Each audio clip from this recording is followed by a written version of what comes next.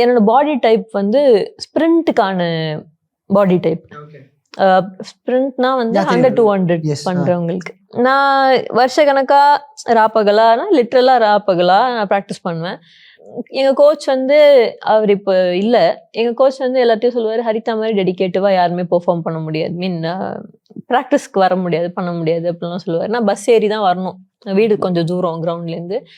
வருவேன், ப்ராக்டிஸ் பண்ணுவேன், ஸ்கூலுக்கு போவேன், ப்ராக்டிஸ் பண்ணுவேன், வீட்டுக்கு வருவேன். அதை தவிர வேறு எதுவுமே தெரியாது. ஆனால் காம்படிஷன் டைம் வரும்போது மட்டும் அவர் என்ன சொல்வார்னா, ஹரிதாக்கு எந்த ஈவெண்ட் என்ட்ரி கொடுக்குறதுனே தெரிலன்னு சொல்லுவார்.